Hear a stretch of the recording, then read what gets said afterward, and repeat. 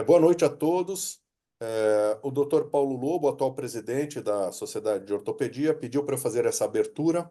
Essa iniciativa eu vejo com bons olhos, uma iniciativa sensacional, de nos moldar, ensinar como discutir e falar com a mídia, e uma iniciativa que nós vamos precisar, porque todo esse trabalho que o Dr. Muzafir está fazendo na prevenção de acidentes de motocicleta, nós vamos, claro, naturalmente, ser expostos à mídia. E nós temos a presença de uma pessoa extremamente bem recomendada, a Naila Oliveira, que é extremamente experiente nessa área e vai nos mostrar e ensinar como conduzir toda essa nossa participação. Agradeço a todos, um grande abraço. Naila, eu não sei se o Dr. Muzafir vai querer falar alguma coisa antes. Presidente, queria lhe agradecer a gentileza e o prestígio da abertura desse workshop sobre Media Training. A Naila Oliveira é diretora da Dante Comunicação. Ela tem uma experiência muito grande em assessoria de imprensa, comunicação digital, tem vários prêmios, inclusive o Leão de Prata no Festival de Cannes. Ela venceu 5 vezes o prêmio Aberge. Ela faz comunicação, faz comunicação eh, há muitos anos, passou por todos os grandes veículos de imprensa do Brasil e tem uma experiência enorme com gestão de crise. Portanto, é um prazer enorme, conheço Naila há muitos anos, estar aqui aprendendo com você mais uma vez é um privilégio. Muito obrigado pelo seu sacrifício de hoje, que eu sei que foi, com a filhinha, mas muito obrigado mais uma vez e sucesso na apresentação. E no final, nós faremos, quem quiser perguntar, manda pelo chat, eu vou fazendo a curadoria das perguntas e no final a Naila responde. Muito obrigado. Bem-vinda, Naila Esbote, de novo. Obrigada, muito obrigada, doutor Muzafir, muito obrigada, doutor Miguel, por esse convite. Para mim é uma honra e um privilégio poder falar sobre algo que eu gosto tanto, que é se comunicar, e isso é importante para todo mundo, não é só para profissional de comunicação, não é só para presidente e vice-presidente da entidade, é para todo mundo, isso é muito importante, a comunicação transforma mesmo, e ter o privilégio de estar aqui com vocês nessa campanha que é tão especial, para mim é uma honra mesmo. E aí eu preparei aqui uma apresentação só para guiar aqui a nossa conversa, mas a ideia é que a gente, no final, possa conversar, debater, né? E aí, se vocês quiserem trazer exemplos, dúvidas, né? Tanto sobre, né, as dicas de comunicação, mas também sobre a nossa campanha desse ano, fiquem à vontade, tá? E aí, só para, né, o doutor Muzafir fez uma apresentação tão gentil da minha experiência, mas só, né, um pouco, né, trazendo aqui, sou jornalista de formação, trabalhei muito tempo em veículos de comunicação, é o que a gente brinca aqui no jornalismo, todas as profissões têm os seus jargões, o jornalismo também tem, e aí a gente brinca que é o do outro lado do balcão, né? Eu fui repórter, editora, produtora de conteúdo de alguns veículos, né? Depois eu fui para a comunicação pública, então eu trabalhei no INCA, trabalhei em alguns ministérios e secretarias, e aí hoje que a saúde entrou na minha vida desde o início, eu sempre estive de alguma forma ligada à temática da saúde, então foram alguns anos, né, trabalhando e chefiando a comunicação da Secretaria de Saúde do Rio de Janeiro e também atuando na agência interior com o Ministério da Saúde. Depois vim para a comunicação privada e também atendemos entidades, né, que têm desafios como o de vocês para se posicionar, e aí a comunicação, né, e serem porta-vozes e falarem adequadamente com a imprensa, de fato é muito importante para a gente não perder nenhuma oportunidade. E aí, para começar essa conversa, eu queria falar sobre o conceito de reputação mesmo, né? Porque reputação, eu não sei se vocês já ouviram essa frase, mas ela leva anos para a gente construir, às vezes segundos para destruir, né? Eu imagino que cada um de vocês vai pensar, né? Toda a jornada e trajetória, tudo que vocês estudaram, as conexões que vocês fizeram, as conversas, Tudo isso faz parte da construção da reputação individual de vocês. Ao mesmo tempo, a SBOT, uma sociedade tão importante, está fazendo 90 anos esse ano, o quanto de jornada ela teve para construir a relevância dela face à sociedade, né? E aí, por isso que é algo que a gente precisa cuidar sempre, justamente porque a construção é difícil, mas destruir é muito fácil. Então, a gente precisa cuidar dessa imagem e reputação, seja nossa individual, seja da entidade que a gente representa, o tempo todo. Porque é um jogo que nunca está ganho, a gente sempre precisa estar olhando, né? E a reputação é algo que impacta os negócios, né? Eu trouxe esse estudo, eu gosto muito de falar sobre isso com base em dados, né? Eu trouxe esse estudo da Ipsos que mostra, né, que claramente, né, a visão que hoje o mercado tem de como a reputação ela é fundamental para o valor que um negócio, uma marca e uma pessoa tem no mercado. Um outro estudo que é muito legal, eu não sei se vocês conhecem, a consultoria britânica Aon, ela analisou empresas de capital aberto que passaram por crises em redes sociais e algumas, a maneira como essas empresas gerenciaram essas crises de reputação iniciadas no ambiente digital, e as que gerenciaram bem, um ano depois, tiveram ganho no seu valor de mercado, mas as que gerenciaram mal tiveram um ano depois, 30% de perda de valor. E se a gente pensa nisso, tem exemplos também disponíveis aí nas notícias. Não sei se vocês lembram o caso da United Airlines, que teve um caso de overbooking, que aí a equipe de bordo retirou à força um passageiro, e aí rapidamente, hoje em tempo de rede social, as pessoas filmaram, transmitiram, aí foi parar na imprensa. Um dia depois, a United Airlines perdeu $1 bilhão de valor de mercado. Ou seja, mostrando claramente que essas crises de imagem e reputação, elas geram ganhos e perdas, né, para negócios, pessoas, entidades, né? E aí a gente não pode conversar, né, sobre isso, sobre, né, esse cuidado de se tornar porta-voz, sem entender como é que é o consumo de informação hoje no Brasil, né? Porque isso vai nos guiar também nas escolhas, né? E aí a gente tem uma imprensa que se transformou muito, né? Então, esse estudo mostra como que a tiragem média dos impressos, e depois quando eu for ler o chat, eu quero saber quem de vocês ainda assina jornal em casa, impresso, de papel, ler e segurar e sujar o dedo de tinta, isso é cada vez mais raro, né? E aí os jornais perderam a sua tiragem de impresso, mas também cresceram em assinaturas digitais. Então, esse consumo de informação e de notícia migrou dentro da imprensa tradicional para os ambientes digitais. E tem uma outra realidade que é a pulverização da informação e da notícia. Sei lá, pensando aqui em moradores do Rio de Janeiro ou de São Paulo. Se a gente acordava de manhã, lia o Jornal Globo no Rio, lia a Folha ou o Estadão em São Paulo, ia para o trabalho ouvindo uma Band News, uma CBN, de repente, aí chegava em casa de noite, assistia o Jornal Nacional, estava bem informado. Era assim há bem pouco tempo atrás. Agora não mais, porque a Band tinha um lema que é em 20 minutos tudo pode mudar, agora em 1 minuto tudo pode mudar, né? Então, a imprensa se pulverizou e a relevância também mudou, né? Então, hoje a gente tem, sim, os veículos de notícia também se deparam com a sua presença online, mas a gente tem agora veículos especializados, um Saúde Business, Medicina SA, um Jota, que fala muito sobre questões regulatórias e jurídicas, cobre o judiciário, tem o Congresso em Foco, que fala sobre as decisões legislativas, ou seja, a gente tem notícia sendo produzida, consumida e distribuída em tudo quanto é lugar, o que aumenta a nossa possibilidade de presença, de conversar com públicos, de fazer escolhas para saber com quem a gente quer falar. É óbvio que se a gente quer atingir a população, eu vou falar num veículo mais popular. Quero atingir, de repente, né, os deputados, senadores, ou de repente posso num veículo mais direcionado, especializado, região, ou seja, a gente ganha mais opção, mas também tem uma pulverização que nos exige acompanhar isso mais atentamente, né? E aí a gente não pode, esse estudo é bem recente, até se vocês tiverem curiosidade, eu recomendo, é fácil de achar na internet, é o Reuters Institute of Journalism. Eles, todos os anos, eles são um digital report, que é o acompanhamento do consumo de informação no mundo todo.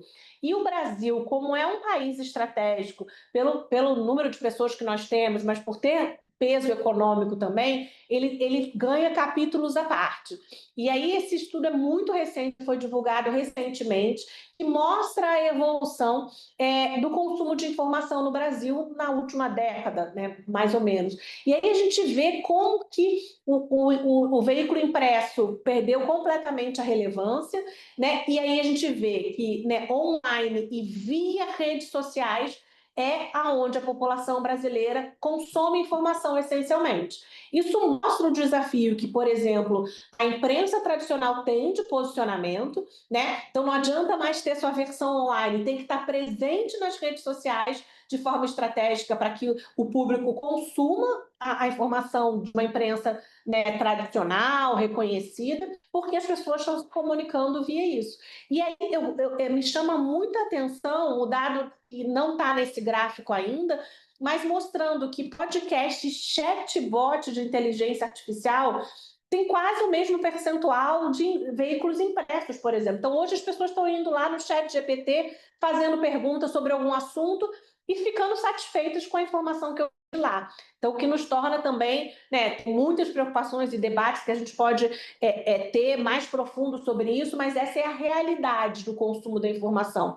Então, para a gente ser porta-voz, a gente precisa conhecer qual é o ambiente que a gente está navegando. Um outro dado que essa pesquisa do Reuters Institute traz, que também é uma característica muito peculiar do Brasil, dos Estados Unidos, na Europa não é tão assim, mas é que as marcas tradicionais de imprensa estão disputando agora com as chamadas vozes alternativas, que são ou jornalistas ou figuras que ganharam relevância nesse universo de influenciador, que têm os seus próprias plataformas e canais nas redes sociais com uma audiência altíssima. Né? Tem o Alexandre Garcia, que foi muitos anos da TV Globo, e tem aí um posicionamento muito polarizado, né, dentro do cenário político brasileiro, e ele tem o seu canal e com uma audiência super relevante.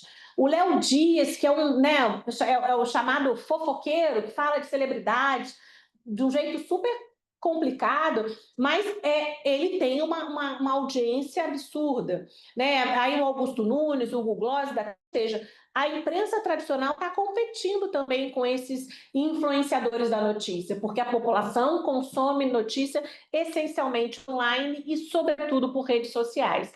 Aqui, só para mostrar aqui, ilustrar esse exemplo de como o Brasil e os Estados Unidos têm uma peculiaridade de comportamento muito parecido, né? Então, essa realidade, vozes alternativas ganhando relevância cada vez mais no consumo de informação pela população, e também trazer, né, esse paralelo com a realidade norte-americana a diminuição dessa audiência dos jornais tradicionais, muitos jornais importantes norte-americanos fechando as portas face a não conseguir mais competir com essa nova realidade. Mas, né, a gente entendendo que as redes sociais hoje são a principal plataforma de consumo de notícia, o Brasil ainda tem acima da média global, uma percepção de confiança em relação à imprensa brasileira. Então, a média global está em 42%, o Brasil está em 48%, ou seja, conquistar espaços de credibilidade, relevância na imprensa tradicional ainda é muito importante para pautas e estratégias. Então, eu brinco aqui quando a gente vai construir estratégias para os nossos clientes, de que hoje em dia não tem mais solução única, né? A gente precisa pensar em múltiplas ações para você estar presente com a linguagem certa, com o conteúdo certo em todas as plataformas para atingir os públicos que a gente quer atingir. Hoje não dá mais para estar só num lugar, porque aí a gente não vai dialogar e não vai conseguir conversar com quem a gente precisa. E aí eu acho que é um desafio que a gente tem e é um recorte que é importante olhar, é que quem tem filho aí em idade adolescente tem aí essa dificuldade do TikTok, que eu costumo brincar que entre as redes sociais tem um algoritmo que lê a nossa mente, porque ele apresenta ali só conteúdo que te interessa, ele consegue rapidamente interpretar o algoritmo do TikTok, interpretar o seu padrão de interesse, só vai te apresentando para você ficar ali infinitamente rolando o feed, e aí a gente tem também o TikTok já aparecendo como em algumas faixas etárias como principal fonte de consumo de notícia. Não é só conteúdo de entretenimento, é notícia. Isso traz um desafio para a gente também, porque a gente tem essa percepção mesmo de que a notícia nunca correu tão rápido. E aí eu gosto muito de trazer, esse é um exemplo que eu uso em Media Training já há muitos anos, porque eu acho que ele tangibiliza essa realidade, porque tudo isso está acontecendo por conta de uma introdução de uma tecnologia que mudou a forma como a gente se comporta em relação a tudo. Então a gente tem o mesmo evento, que é o anúncio de um Papa, com apenas 8 anos de diferença, no mesmo local, mas a gente vê que em 2005, no anúncio do Papa Bento XVI, a audiência está ali, aguardando o anúncio do Habemus Papa, né? Ou a ação do Papa ali na sacada. E aí está essa audiência olhando, esperando, espectadora. Aqui em 2013, já no anúncio do Papa Francisco, essa audiência ela não está mais passiva, ela está todo mundo com a câmera ligada, filmando, registrando, compartilhando, transmitindo ao vivo. Isso em 8 anos, a gente evoluiu muito no acesso aos smartphones e da conexão 2G, 3G, 4G, 5G, o que nos permitiu que isso aqui virasse o nosso veículo. Então, cada um de nós é um canal de comunicação, informação e produção de conteúdo e notícia. Isso nos traz enormes oportunidades, mas igualmente grandes responsabilidades. E aí eu não posso, não sei se vocês viram, mas eu fui impactada diversas vezes por essa imagem de Paris na virada do ano. Não sei se vocês viram, mas assim, quando na contagem pelo ano novo, 3, 2, 1, ninguém virou para o lado e abraçou o colega, o amigo, o familiar para desejar feliz ano novo. Todo mundo ficou filmando os fogos. Né? Eu fico imaginando assim, quem é que vai ver esse vídeo depois, né? Mas esse é um comportamento, por mais que a gente tenha inúmeras críticas em relação a isso, a população mundial e sobretudo a brasileira, que é uma hard user de tecnologia e redes sociais, se comporta dessa forma e a gente precisa lidar com isso, porque o Brasil hoje é o segundo colocado no tempo de conexão. A gente passa quase 10 horas do nosso dia conectado na internet e essencialmente nas redes sociais. Essas são algumas notícias que mostram, que comprovam tudo isso que eu estou falando, de que 7 em cada 10 brasileiros se informa por meio de redes sociais, o brasileiro se informa mais pelo YouTube do que pelo WhatsApp, sites e redes sociais lideram a busca por informação, o que nos exige chegar à conclusão de que o campo de batalha é digital. E cada um de nós pode estar o tempo todo sendo filmado, registrado, gravado, compartilhado, e como porta-vozes é fundamental que a gente tenha esse cuidado. Né? Eu costumo dizer, brincar, que na nossa vida a linha entre CNPJ e CPF é cada vez mais tênue. A gente está sempre representando algo, ou o hospital que a gente trabalha, ou a sociedade que a gente faz parte, né? a categoria dentro da medicina, o clube de futebol, mas a gente está sempre representando algo, e aí é fundamental que a gente tome esses cuidados. Por isso, eu quis trazer aqui um convidado para esse papo de hoje, Sun Tzu, né? O autor de Arte da Guerra. A Arte da Guerra é muito usada, né, por estrategistas, né, gestores de empresas, mas cada vez mais como uma estratégia de comunicação, porque apesar de ser um livro milenar sobre táticas de guerra, ele fala muito sobre a importância do planejamento, da preparação, e não tem como a gente falar sobre sermos bons porta-vozes sem levar isso em consideração.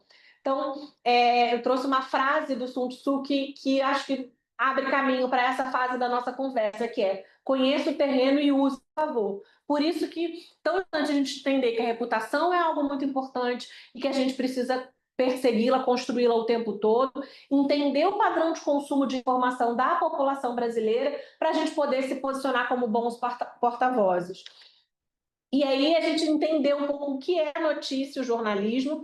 Nessas horas, o dicionário é sempre muito útil, né? Então, a notícia é um resumo do acontecimento, é algo escrito de forma sucinta, mas se eu queria muito que vocês tivessem essa visibilidade, que notícia é coisa nova, novidade. Isso, e ainda mais nesse universo que é tanta informação sendo produzida, o jornalista competindo com tantos outros veículos, né? que ele sempre está em busca de novidade. E é isso que a gente precisa embalar e entregar, né? Então, adiantava, por exemplo, a gente, esse ano, só trazer os dados da pesquisa do ano passado? Não, a gente precisa trazer novidade para que o assunto possa ser debatido. E isso é a essência da notícia e do jornalismo. Eu gosto muito da frase do Walter Lieberman, que foi um jornalista norte-americano muito relevante. Ele fala que jornalismo é a arte de separar o joio do trigo e publicar o joio. Quer dizer que a imprensa só gosta de desgraça ou de coisa ruim? Não é, mas que é aquela história do que o cachorro mordeu o homem, não é algo esperado. Mas o homem mordeu o cachorro, talvez seja algo que valha a menção, valha destaque. E o jornalismo é isso, é extrair de fatos aquilo que é mais especial, que é mais diferente, que é o não esperado. E aí, para a gente se relacionar com esse jornalista, é importante a gente entender qual é a realidade dessa redação hoje, né? Então, a gente tem vários tipos de jornalista. A gente tem o FOTA, que é também um jargão jornalístico, que a gente brinca que é aquele jornalista de início de carreira, que bate a mão querendo tudo. Vai cobrir um velório? Quero. Vai cobrir um buraco na rua? Quero, que é esse jornalista iniciante. E dentro do desafio do negócio imprensa, cada vez mais tem jornalistas muito jovens nas redações, então é aquele jornalista que não tem experiência, que não passou por grandes coberturas e que às vezes não tem esse olhar tão acuidado no olhar da importância da imparcialidade, da objetividade, porque está em formação ainda. Nessa lista aqui, o faz tudo e o multitarefa é o que mais tem nas redações. Então, é o que está apurando, depois está editando a matéria, está fazendo a foto, está subindo nas redes sociais. Então, antigamente, o jornalista podia se dedicar a uma grande reportagem por dia. Hoje, às vezes, ele tem que fechar 3, 4. Né? Então, é uma ação mais acelerada, porque ele está competindo com o jornalista do veículo concorrente, que pode dar a primeira notícia. Se ele dá a primeira notícia, ele perde a relevância, né?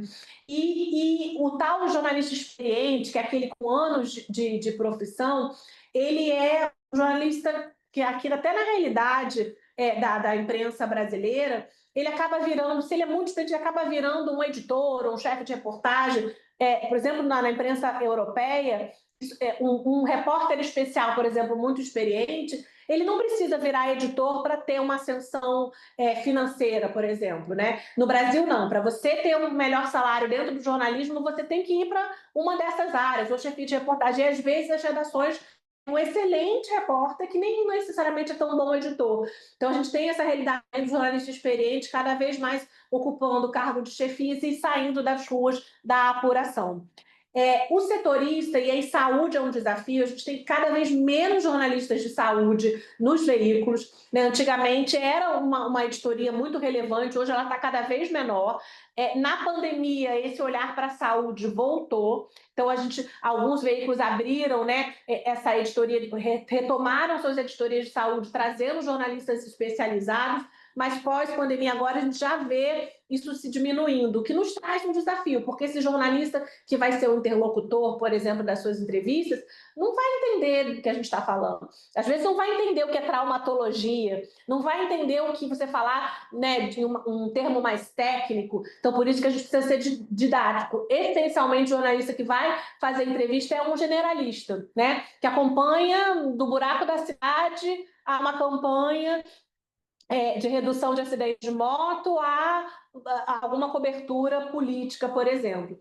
Então, a gente tem esse desafio. E eu não vou deixar de falar do colunista. Hoje, na imprensa tradicional, o colunista é o espaço de maior relevância nos veículos tradicionais. Então, é aquele que traz a notícia em primeira mão, que só trabalha com exclusividade, só trabalha com dado estratégico, tem muitas fontes e, ao mesmo tempo, todas as fontes competem por esse espaço. Hoje, no Brasil, o colunista mais lido é o Lauro Jardim, do Jornal Globo. O Globo tirou o Lauro Jardim da Veja, não à toa, por um posicionamento, né, de se tornar um veículo nacional. Então, ele trouxe muitos jornalistas famosos para trabalhar, né, no Globo, justamente por conta dessa nacionalização dessa produção. E aí esse cenário que são as pessoas que a gente vai conversar e dialogar nas entrevistas. E aí a gente pensando dentro de um contexto de emissão, recepção, código, mensagem, canal, é pensar quem é o jornalista aí nesse diagrama, né?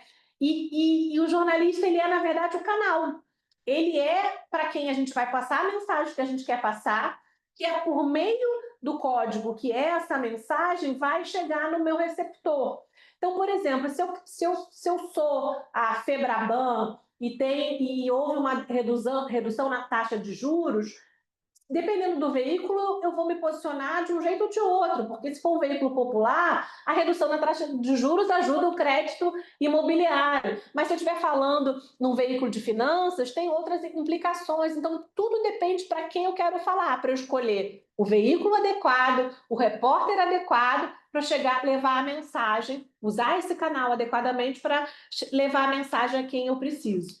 E aí, trazendo o nosso convidado mais uma vez, né, as armas devem estar prontas antes da guerra. O que eu digo é, não existe bom porta-voz, por mais brilhante que seja, que não precise se planejar. A gente nunca pode dar entrevista de peito aberto, sem ter se preparado, sem saber quem é o jornalista, quem é o veículo, qual é o objetivo. Então, tudo precisa de estratégia e planejamento. Então, primeiro, eu preciso saber que mensagem eu quero passar, né?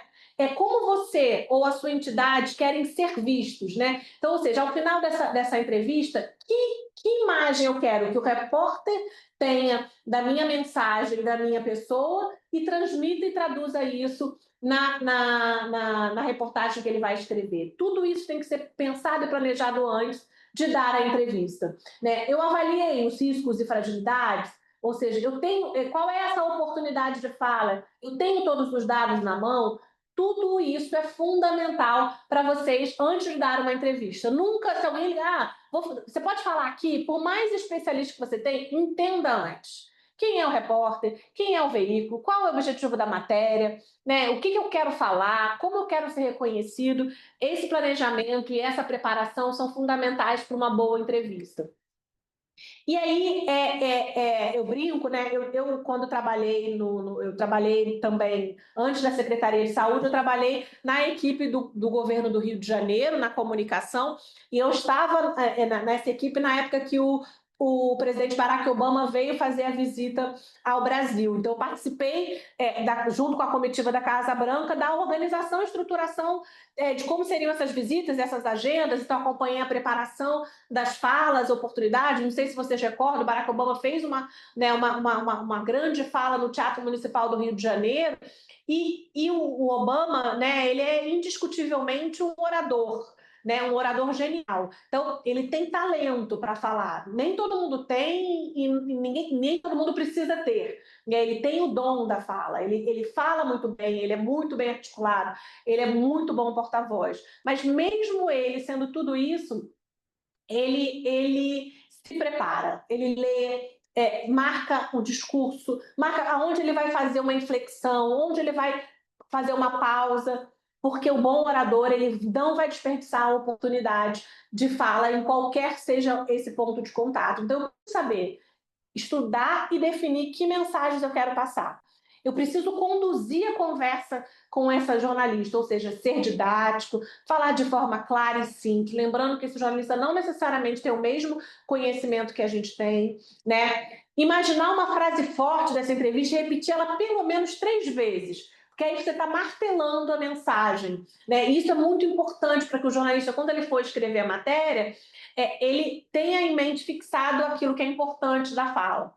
Sempre ter números e dados. A gente sempre brinca que o jornalista adora números. Ele vai perguntar, teve isso, mas qual é o dado? Qual é a fonte? Então, sempre ter dados que tangibilizem aquilo que você quer passar é fundamental. E a gente evitar jargões que sejam muito específicos da nossa área, porque nem sempre essa audiência vai entender do que a gente está falando. Por isso, eu queria muito mostrar esse vídeo para vocês, que ele é muito antigo, é da época do João 11:30, mas eu acho que ele mostra bem um pouco do que eu estou falando, e eu acho ele divertido, passar um pouquinho para vocês. É muito conhecido o uso nos Estados Unidos de um remédio à base de fluoxetina, que é o remédio do relax, né? A pessoa fica tranquila, né? E nós sabemos que esse remédio é o Prozac. Prozac. Esse remédio ele tem uma função em fenda sináptica de inibir a recaptação do neurotransmissor chamado serotonina. O que eu faço no meu consultório é usar a medicina ortomolecular para aumentar também a quantidade de serotonina sem bloquear a recaptação. Então, agora eu entendi tudo. Para que você bloquear a serotonina sem bloquear a captação. Quando você falou em serotonina, eu fiquei preocupado, mas escuta, mas isso vai bloquear a captação. Traduz isso em miúdos, menino. A medicina ortomolecular. O que é a serotonina exatamente? A serotonina. Serotonina, perdão, desculpa. Um neurotransmissor, né? Ele fica na fenda sináptica. Tem neurotransmissor. Eu não estava achando a fenda sináptica. É por isso. Mas a fenda sináptica é aquela mesmo que eu estou pensando? Não. O homem também tem a fenda.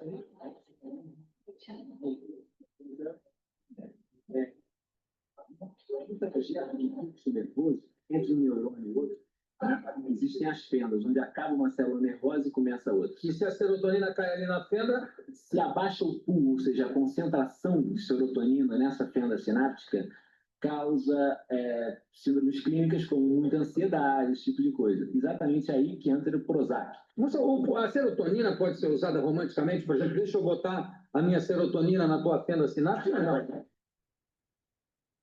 Eu gosto muito desse vídeo porque eu acho, não sei se vocês conhecem esse médico, eu não lembro o nome dele, mas né, vocês imaginam o que era o programa do João 11h30? Era um programa noturno de entrevistas, ou seja, você precisava ser relevante para ser convidado, era só você e o Jô por um tempo grande, o tempo em televisão, por exemplo, é ouro, né? Se vocês pensarem em reportagens do SPTV, RJTV, elas duram o quê? 1 minuto, em 1 minuto precisa toda a mensagem ser passada, ainda mais num tempo hoje ainda mais acelerado, né? Então você ter um tempo para lá ser entrevistado pelo Jô era um momento de muito prestígio, de muita relevância, mas esse médico, infelizmente, ele desperdiçou essa oportunidade, porque ele estava falando tão difícil, não entendeu qual era a audiência dele, qual era a audiência desse programa, e aí o Jô ainda tenta dar uma ajuda nele, traduza isso em miúdos, menino, e ele não captou a mensagem.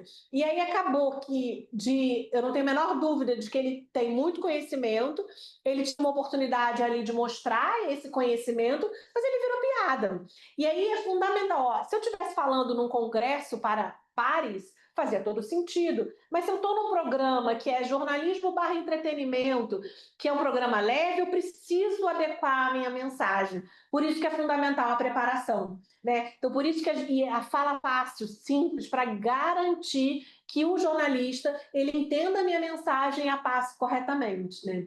E aí, outras dicas que eu acho que são importantes, a gente não é obrigado a responder tudo. Mesmo na área médica de vocês, eventualmente, se você não souber uma informação naquele momento, você pode dizer, não, essa informação eu não tenho, mas ou a minha assessoria de imprensa vai checar, ou depois eu vou passar para vocês, mas é melhor a gente assumir que não sabe e passar a informação correta depois do que dar uma informação atravessada que pode ser ruído de comunicação.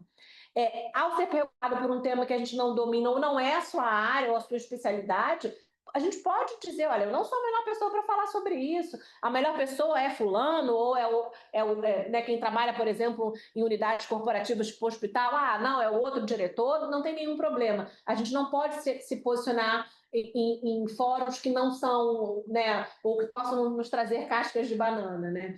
É sempre importante não falar de concorrentes ou fazer comparações com outras empresas ou pessoas. A gente está... Toda a oportunidade de fala é falar sobre a nossa mensagem, sobre aquilo que a gente quer passar.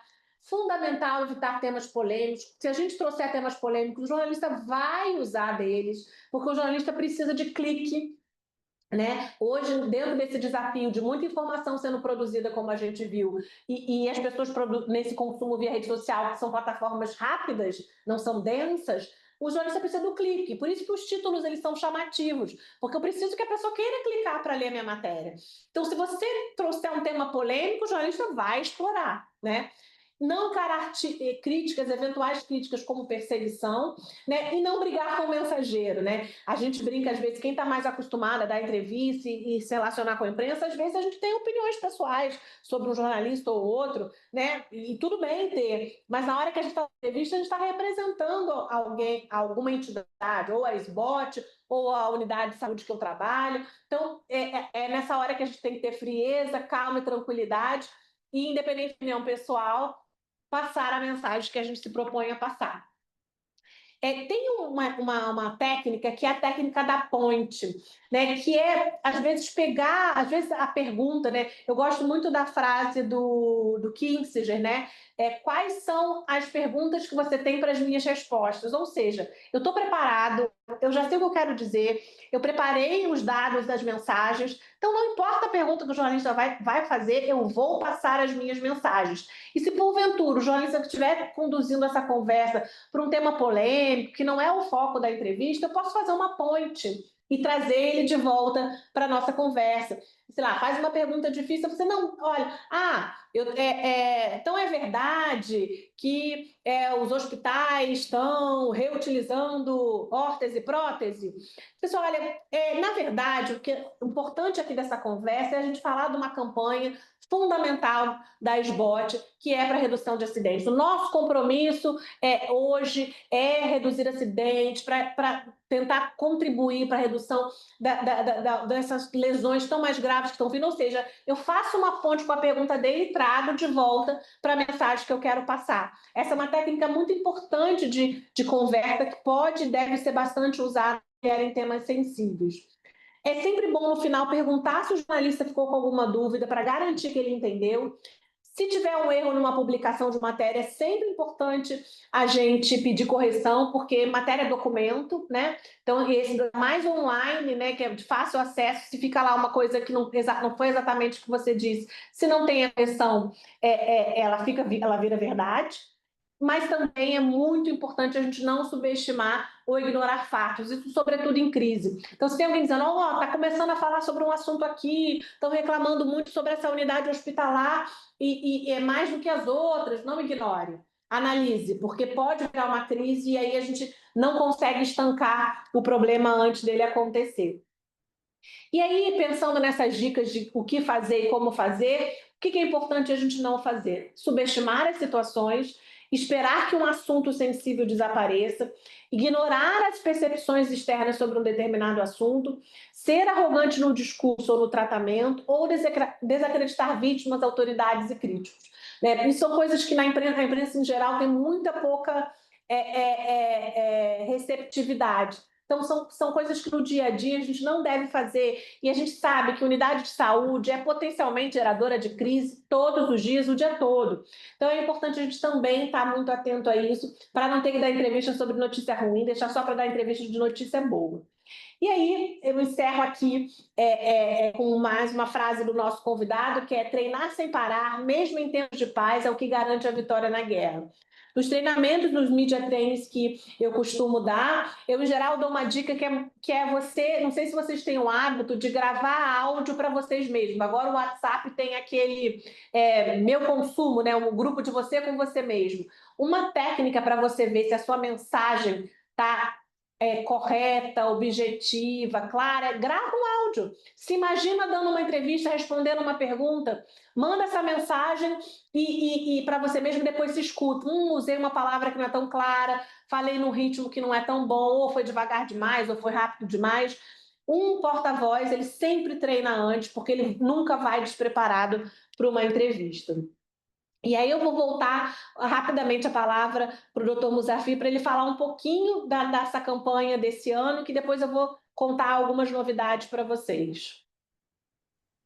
Naila, muito obrigado. Excelente apresentação, o que não fazer, como fazer. Esse ano, por determinação da diretoria da SBOT, a campanha foca nas motocicletas. Os usuários das motocicletas estão superlotando os hospitais, estão tendo lesões cada vez mais complexas, demorando mais tempo de internação, e isso está evitando que pessoas que estão na lista de espera para procedimentos eletivos possam ser atendidos. Então, a sensibilidade nos hospitais de ortopedia brasileiros levou a esse momento de se clamar por uma redução do número de vítimas. Só a educação e a prevenção vão ajudar, mas nós, como ortopedistas, por determinação da diretoria, estamos alertando a população e vamos dar a todos vocês muitas informações, muitas estatísticas, muitos dados, uma revisão bibliográfica bastante atualizada e baseada na pesquisa que a SBOT está terminando, para convencer, para alertar, para sensibilizar, para mudar esse quadro de vítimas de traumas de trânsito com motocicletas no país. Acho que todos estarão engajados, trabalhando juntos, unidos, para que possamos alcançar esse objetivo. Lembrando, acho que a Naila vai falar agora, que no dia 18, né, Naila, você vai falar do fórum? Isso, vamos contar aqui então um pouco dessa campanha. Então, mais uma vez, eu quero reforçar o privilégio para a gente, enquanto agência de comunicação, de trabalhar com um sentido de propósito muito claro, né?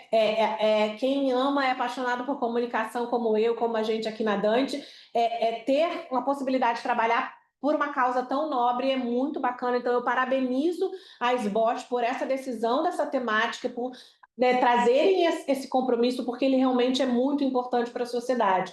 Então, a gente vê um crescimento, tanto nas estatísticas, nas reportagens da imprensa, o crescimento dos acidentes com motociclistas. Isso tem um componente socioeconômico muito grande dentro da realidade do Brasil, né? E aí a gente construir essa campanha com objetivos claros para sensibilizar com algumas fases, né? Então, a gente quer mobilizar a sociedade sobre o papel individual de cada um nessa causa, mas consolidar a SBOT como fonte segura sobre, né, lesões, sobre trauma, sobre superlotação de hospitais. A gente precisa falar sobre isso, valorizar o papel do ortopedista, né, e é muito bom que a SBOT esteja engajada numa causa que é de cunho nacional, né? Então, isso dá uma luz sobre o papel fundamental do ortopedista dentro da sociedade, dar visibilidade às ações da entidade, reforçar o papel da SBOT como uma entidade comprometida com saúde e segurança dos brasileiros e criar e ampliar uma presença consistente digital dessa campanha.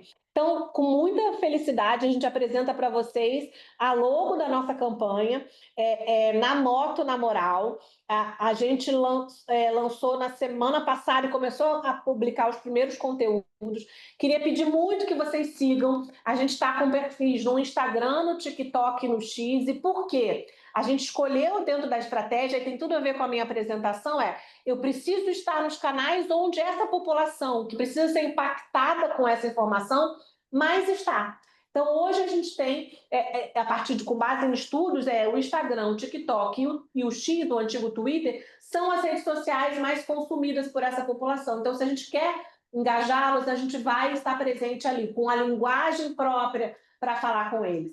Então, a gente queria muito pedir que vocês seguissem o perfil, compartilhassem, divulgassem, mandem vídeo com relatos, com depoimentos. A gente quer muita participação de todos vocês. É fundamental ter esse conteúdo de vocês, ortopedistas. No chat, o Henrique vai colocar o link, por exemplo, para facilitar vocês e não esquecerem de seguir o link de um vídeo que a gente subiu hoje, que é um vídeo de mobilização, que traz o drama das estatísticas e dos dados e explica um pouco mais da campanha. E aí essa campanha ela tem uma data muito importante, que é o fórum que a SBOT vai fazer em Brasília, na Câmara dos Deputados. Vai ter a sessão solene no dia 18, depois o fórum de jornalistas, que é justamente trazer os jornalistas como aliados para essa causa.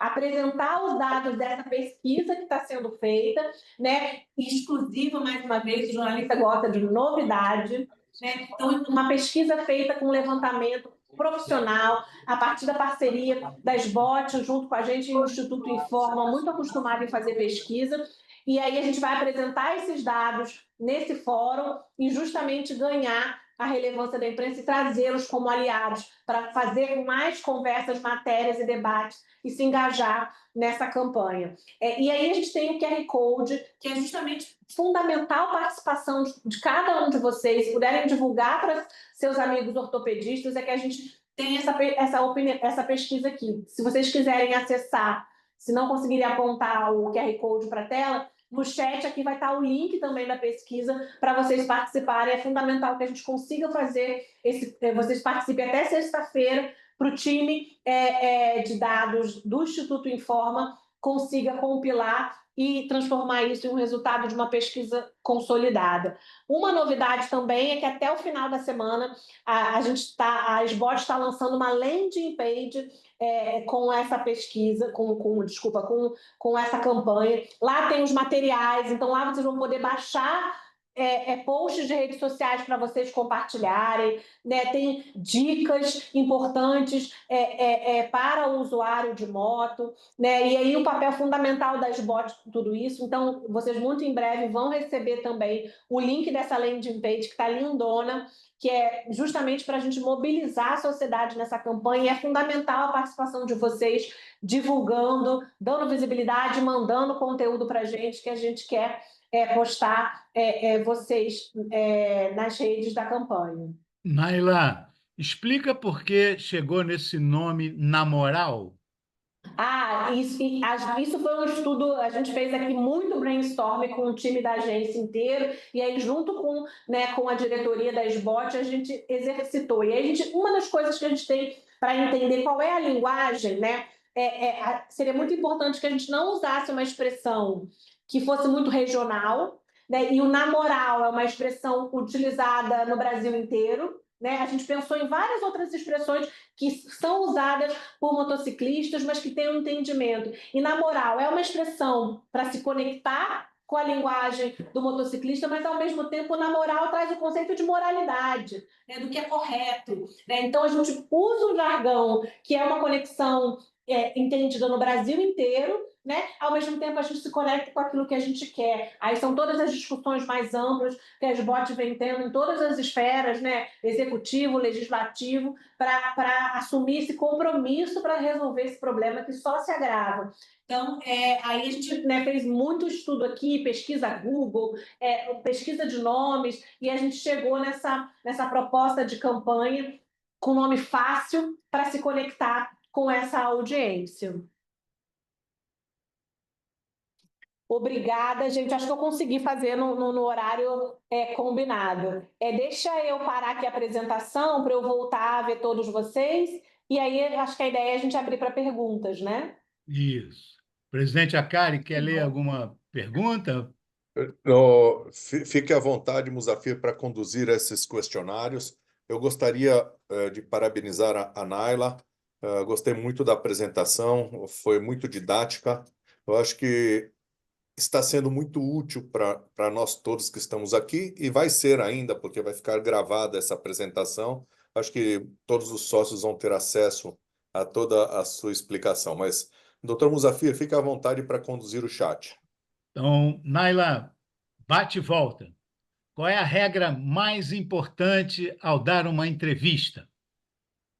Eu estou vendo a pergunta aqui, foi você, não foi, doutor Muzafir? Eu compilei algumas e mandei. Ótimo. Ser curto e direto, gente, isso é fundamental. Se a gente já tem esse desafio de atenção, de retenção de atenção por conta desse perfil das pessoas, de estar tudo muito acelerado, a gente precisa ser curto, objetivo e direto. Se a gente ficar dando muitas voltas, a chance do jornalista se perder, e aí pensando, por exemplo, numa entrevista de TV, que o tempo que tem para ele achar o corte para você entrar na matéria é muito pouco. Então, a gente precisa ser curto e objetivo. Por isso, fundamental treinar a mensagem antes, porque aí fica mais fácil ser curto e objetivo, porque eu já vou para a conversa sabendo exatamente aquilo que eu preciso dizer. Só dados comprovados, gente, isso é fundamental. A gente tem aí o desafio das fake news. Fake news, fofoca, sempre existiu no mundo inteiro, mas hoje elas ganham uma maior relevância porque elas são disseminadas mais facilmente, porque elas chegam de quem a gente confia. E, às vezes, muitas fake news são produzidas com o objetivo, claro, de iludir, né?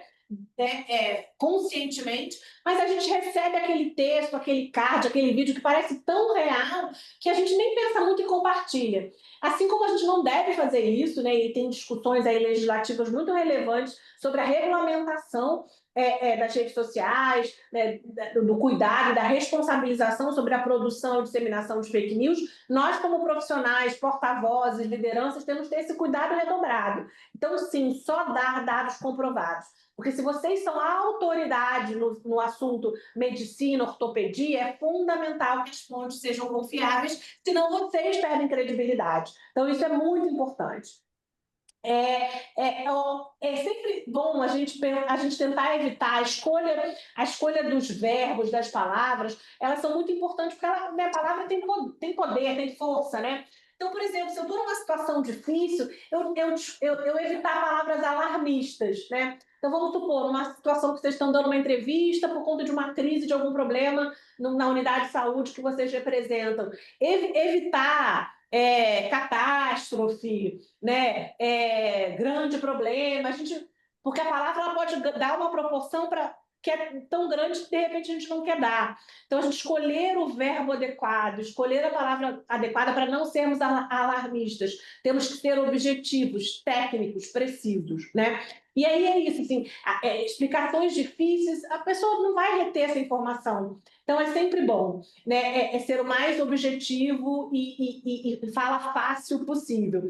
E o tom, ele tem que ser... Vocês vão dar entrevistas na condição de médico ortopedista. Até uma coisa importante, que tem a linguagem verbal e a linguagem não verbal também. A gente comunica não só com aquilo que a gente está falando, mas aquilo que a gente representa. Então, se eu estou falando de uma situação que eu quero passar autoridade, toda a minha linguagem não verbal precisa estar reforçando essa autoridade, essa especialidade, essa adequação, né? Então, se eu estou falando, dependendo do fórum, usar um blazer, isso é obrigatório? Não é, mas é importante a gente escolher a roupa adequada para cada ambiente, para cada audiência. E isso também faz parte da comunicação do que a gente está falando e da mensagem que a gente está falando. Então, é importante manter um tom de voz. Nunca parecer que é professoral, porque senão fica chato, mas é objetivo, técnico, esclarecedor, né? O que é melhor, gravar ou dar entrevista ao vivo? Ou Não tem gravação Ao vivo. depois? Ao vivo, Não. certo? Oi, alguém falou? Vai, responde. Não tem resposta certa. Cada situação é uma situação. Porque, vamos lá, qual é o ao vivo? É muito difícil, né? A gente sabe disso. Nem todo mundo está pronto para falar ao vivo, porque se errou, se perdeu o raciocínio, não tem jeito, vai ter que corrigir ali mesmo. Nem todo mundo fica confortável diante da câmera, né? Nem todo mundo fica confortável diante dessa pressão. Então, por isso que a gente aqui, como estrategista de comunicação, a gente só coloca para falar ao vivo o porta-voz que está muito pronto. Então, tem situações, por exemplo, de crise, que às vezes a gente treina o porta-voz e vê que naquele dia ele não está bem.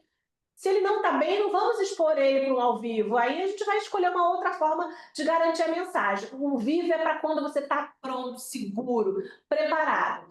E, às vezes, o vivo pode ser a melhor alternativa.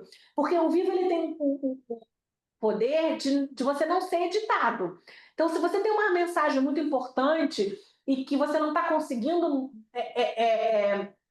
manter a sua mensagem, o vivo é aquela garantia que não vai ter corte. E aí você vai. Então, essa é uma decisão que tem que ser tomada em conjunto com as equipes, né, de comunicação ou lideranças da entidade. O vivo ele é uma alternativa, a gente pode ser explorado. Óbvio, se for sobre temas fáceis, como, por exemplo, uma campanha, aí beleza, me preparo, sei as mensagens que eu vou passar, treino antes dessas mensagens, aí eu vou para o vivo. Mas se for numa crise, é só se eu precisar falar muito e não ser editado. Porque realmente, se você falar algo errado ou não passar credibilidade, pode ser pior do que enviar uma nota ou algo por escrito, por exemplo. Então, por isso que não tem resposta certa. Cada situação precisa ser avaliada conjuntamente. E também não é para fazer promoção pessoal, é a mensagem que é importante, né? É a mensagem que é importante, sempre. Nália, tenho recebido aqui dos colegas vários parabéns pela sua apresentação, pela ideia da Obrigada. reunião, foi esclarecedora.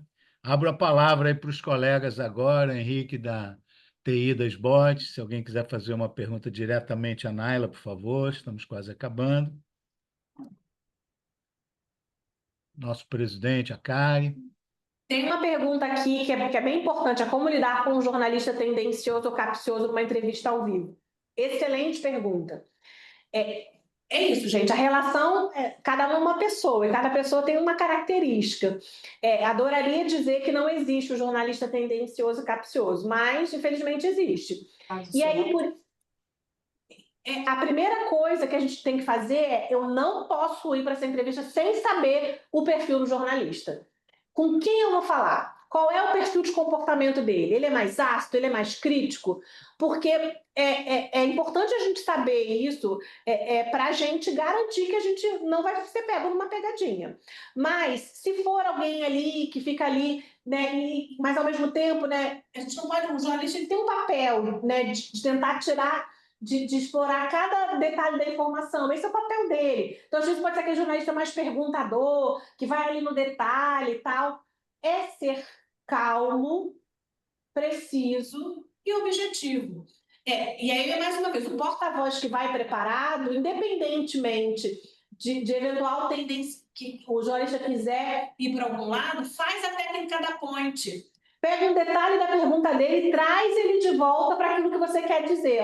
Olha, aqui esse não é o tema da nossa conversa. O importante aqui é dizer que esse estudo que representa, e a gente sempre traz ele para de volta para que a gente quer fazer. Não cair em pegadinhas, às vezes, de provocação, né? Isso vale para tudo, na verdade, né? Porque se a gente quer passar uma imagem, uma reputação, a gente tem que ser técnico, cordial, educado, objetivo, assertivo. Então, mesmo diante de um jornalista tendencioso, um bom porta-voz sai dessa brilhantemente.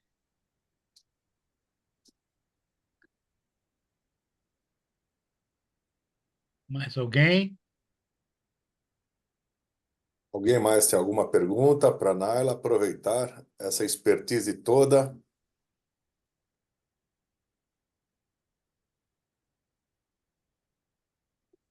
Então, tá bom, presidente. Eu O vi que a senhor, Bárbara, a nossa responsável aí também pela parte de mídia. Algum comentário, Bárbara?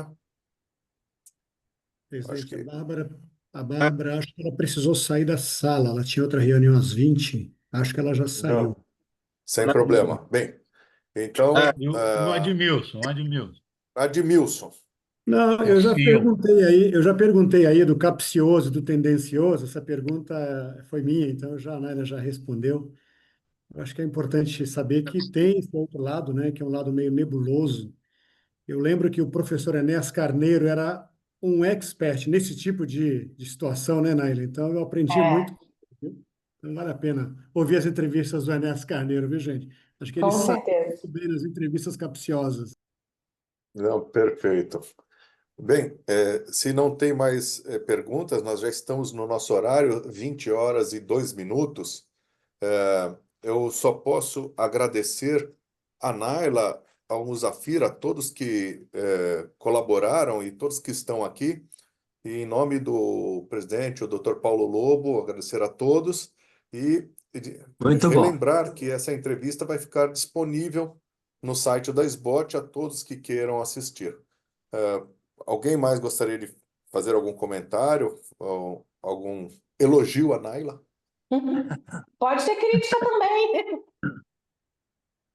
Muito bom, Mozafir, Sobânia. Professor, Muito boa apresentação, e é isso mesmo, né? A gente já passou por problemas às vezes, no passado, mas é isso, você tem que ter pleno conhecimento do que você vai falar, né? Você tem, como você falou, os dados para você mostrar. Não é uma coisa superficial, você está aprofundado no assunto, né? Então você tem que saber o que vai dizer, mesmo que não pergunte, mas tem que estar preparado para essas coisas, que vai sempre uma pergunta mais profunda do entrevistador, né? Eu me lembro uma vez que, não sei, isso no meu tempo lá de SBOT, tinha uma jornalista que falou da época, não sei quem era, que era aquela que trabalhava quando você era apresentador de um hospital, representante de uma sociedade, você tinha um local para você falar, né? E do local, e por trás de você tinha o slogan do teu hospital, o slogan da SBOT atrás. Então você não ficava lá, você ia conduzindo e conversando com a repórter até você ficar numa posição que a mídia tinha estudado, que aquela era a melhor posição, porque você ia enxergar um fundo que representava o que você era, né? Eu me lembro que era muito bom. Geralmente as entrevistas não são assim tão localizadas na situação, né? Mas se tiver, eu me lembro que era muito bom e eu usei isso uma vez, né? Era no Hospital de Clínicas e para você falar, tinha um lugar que aparecia a melhor imagem do hospital, né? Que era grandiosa, que era bonita. Então, se ia conversando, andando um pouquinho e parava no ponto que não tinha um X no chão, mas tinha uma marca que era para você ficar parado ali para continuar a conversa, né? Então, existem esses, como você falou, várias coisas. Eu achei formidável, gostei demais.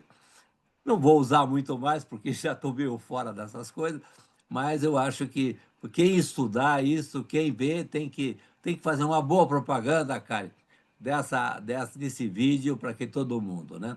Passe para as regionais diretamente, porque nem sempre as pessoas veem, mas se o presidente da regional receber um recadinho para passar para os seus associados, né? Sempre tem alguém que vai ter que falar alguma vez, né? Para os diretores de hospital, para os diretores de serviço da ortopedia, mais pessoalmente mesmo, né? Quem são os chefes de serviço? Eu, Mozart, manda para o chefe de serviço. Eles vão olhar, porque eles vão ter que falar uma hora. Parabéns, Nádia. Que Gostei. bom, agradeço demais. Excelente provocação a sua. Mais uma vez, né, não é só a mensagem, o fundo, né, o contexto tem que conversar com a mensagem, né? Então, se eu estou lá no hospital dizendo está tudo bem, aí atrás está o caos, né? Então, não está tudo bem, né? Então, tudo tem que comunicar em prol da mensagem que a gente quer passar. E o cenário é tão importante quanto a mensagem. Do- Perfeito. Doutor Musafi, Pois não? é Agnes, tudo bom? Grande Agnes, cadê você? Beleza? Eu queria dar uma sugestão de vocês montarem o que é importante de falar, quais são os tópicos mais importantes da gente falar na entrevista e passar isso para a gente, porque aí a gente já pode focar no que realmente quer ser a mensagem da SBOT, porque às vezes a gente pode entender e devagar para algum lugar e a gente tendo um roteiro para a entrevista, isso facilita para a gente o trâmite na hora da entrevista. Perfeito. Agnos, esse é um excelente, super importante, porque não adianta a gente se preparar se a gente não tem a mensagem para se preparar. A gente vai fazer sim, então logo tem os dados da pesquisa, vai ter um texto com as principais informações e mensagem-chave para todos vocês poderem usar, tanto para explicar a campanha, tanto para explicar os dados e se posicionarem dentro desse debate. A gente vai produzir tão logo a gente tem os dados fechados da pesquisa. Uma outra coisa, assim, vai fugir um pouquinho do assunto, mas eu vi o logo aí que vocês fizeram, do Moto na Moral.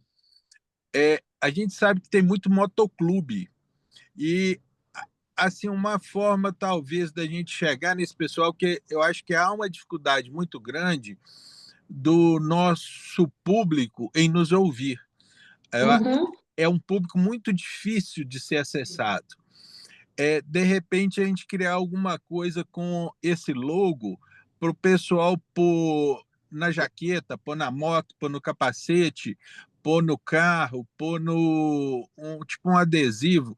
E alguns locais onde tem restaurantes que eles frequentam muito, ter um logo desse, e aí o cara consegue um desconto se ele tiver pontuado tanto, ter tipo alguma coisa que ele entre, que ele pontue um joguinho, igual tem esses KM de vantagem, essas coisas, que chame a atenção do cara e que faça isso reverter em alguma coisa que ele se apegue para conseguir. Sim, na landing page que a gente vai, tá pronta, a gente está só na revisão final, que vai lançar essa semana, tem lá uma área que vocês vão achar materiais da campanha. E aí qualquer um pode baixar e produzir adesivo, cartaz, para usar a campanha em tudo quanto é lugar. Tem Ótimo. mais uma coisa também, Agnes, que é a questão do impulsionamento, que Isso a também. Naila falou também. Está no pacote do trabalho deles, esse impulsionamento em TikTok, Instagram e X, né? E X, porque é isso, né? A gente Na precisa linguagem deles.